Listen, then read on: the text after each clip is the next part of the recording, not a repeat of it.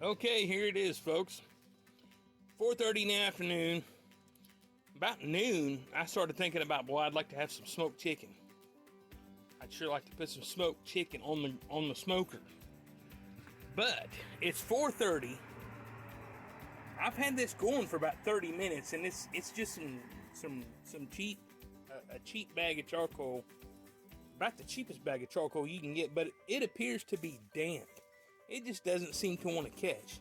So I've got an empty side box, which I had intended to put hot charcoal in and get my smoker going, and let's get some smoked chicken going.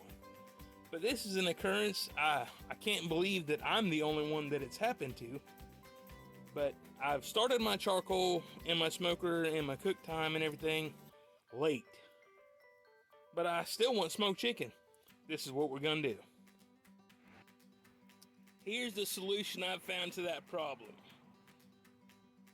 I dump out a quarter of my chimney's coals right here on the smoke intake side from my side box, and I put the rest of them right there. Everything in here inside gets up to temp real quick, and this is plenty enough to provide the heat that's necessary, the temp that's required. Open. Open.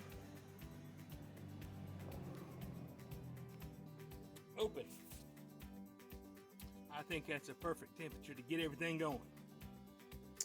There it is, folks. That's tonight's cook. We got some seasoned chicken breasts, and while I was in there picking up the chicken breast, there was a little ribeye in a reduced meat section. I went ahead and picked up for a couple bucks, because who can pass up a ribeye for like $3, right? And on tonight's cook, got the Sticky Fingers Carolina Classic.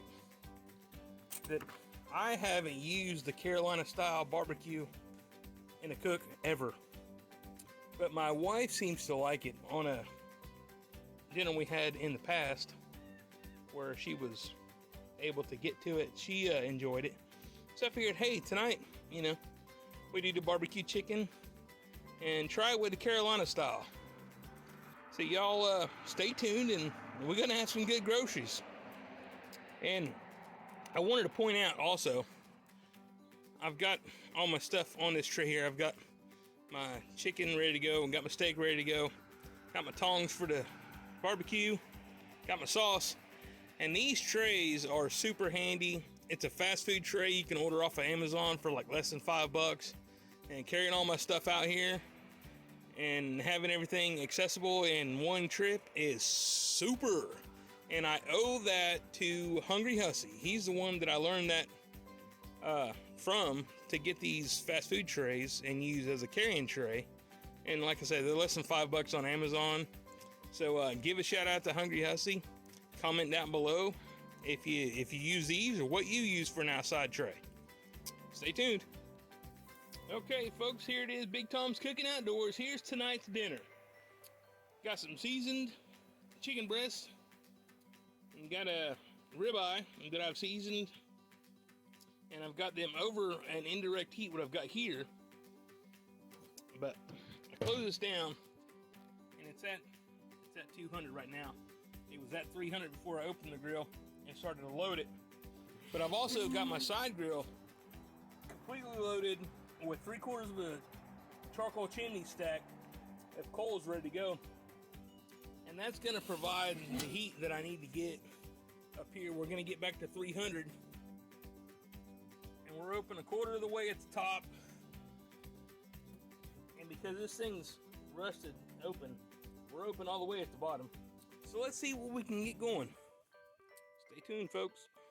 Also, I wanted to point it out when loading my grill, my smoker here. I've got my charcoal, my small pile of charcoal is going here.